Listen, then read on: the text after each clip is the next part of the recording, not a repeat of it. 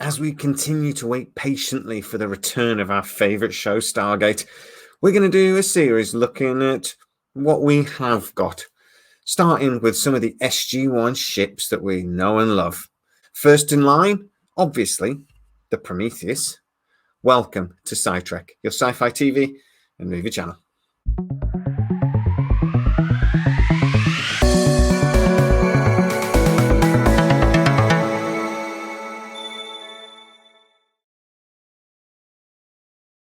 If O'Neill had had his way, this ship would have been called the Enterprise.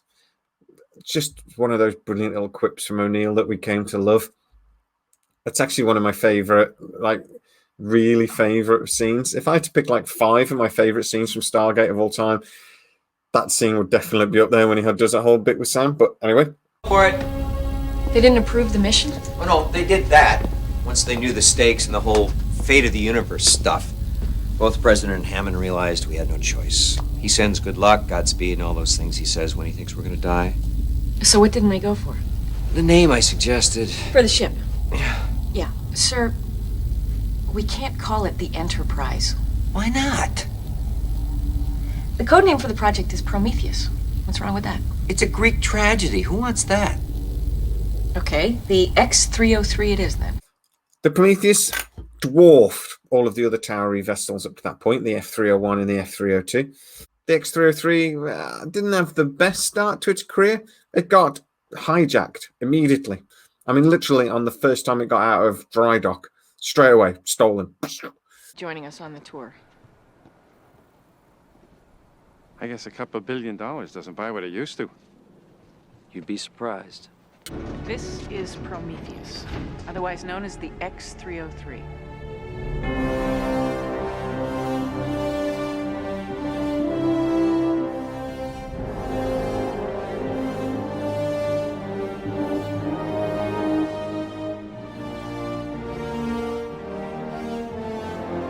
But it went on to have 3 amazing years within the Stargate universe, even though it was horribly undergunned against almost everything it came up against. The Towery crew took the Prometheus into battle repeatedly.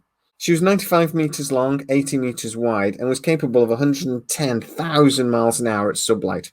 She was powered by an Aquadria reactor and initially only had a Towery hyperdrive, even though it was quickly upgraded with an Asgard hyperdrive, shields, and sensors. As I say, she was massively undergunned considering some of the ships she went toe-to-toe with. She had 24 railguns, 12 VLS missile tubes, which is just a standard missile system that we have aboard cruisers and battleships here on Earth.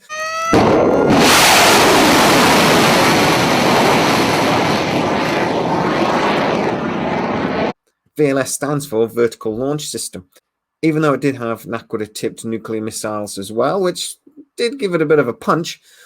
Compared to an AT-AT or any other vessel really it came up against, it was massively undergunned.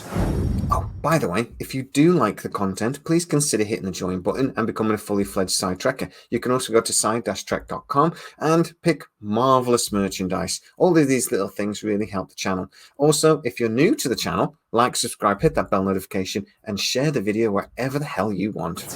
She did carry 8 F-302 interceptors. She was launched in 2002. She was involved in some really instrumental battles within that 3 years that she existed before being destroyed. For example, O'Neill took her deep into replicator space and triggered the time dilation trap for the Asgards. Don't know why I said trap quite like that, but yeah, well, it's done now. She was also instrumental in defending Earth during the Antarctica base when Anubis came that close to invading us and wiping us out. Thankfully, we got to the chair in Antarctica and all those little yellow squiddy things came up and destroyed his fleet.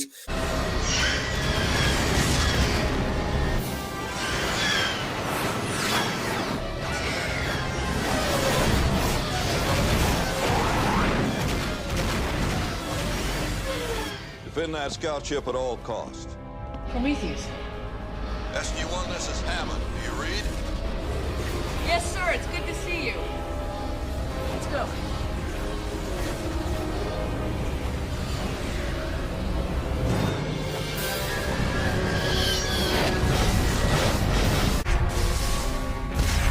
Shields are failing. Scout ship has cleared the hole. Set a course for Anubis's mothership. Move us out of here. Bring main engines online. Emergency thrust.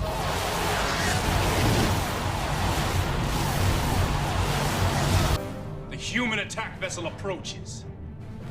Destroy it.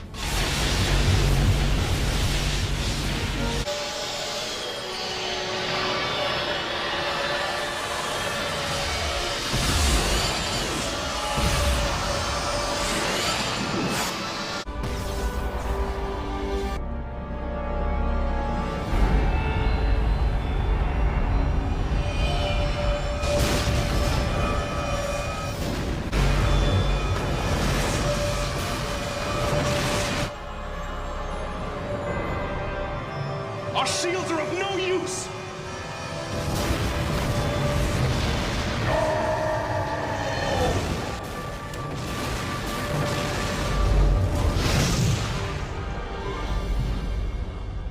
What the hell was that? But if it wasn't for the Prometheus, he might have succeeded. The reason why I love the Prometheus was because its design was just really like down to earth. It looked like something we could actually build. It obviously had very limited technology, but that was, again, the genius of Stargate. They started with the X-301 and then the F-302, but then the logical progression was a larger battle cruiser. She wasn't too big. She wasn't very well armed. The refit the Asgard did made her defendable. She had amazing shields, obviously.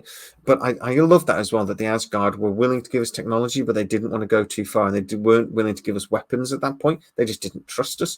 And, well, look at our history. They were right not to. The Prometheus was the only vessel ever built of her class. When the BC-304 was then built, the Daedalus, she outclassed the Prometheus in almost every way.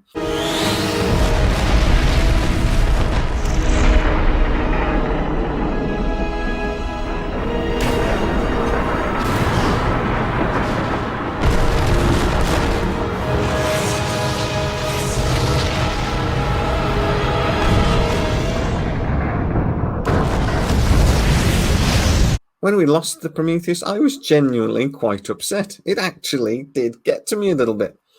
So the Prometheus went into the Daedalus system and went up against that Ori satellite.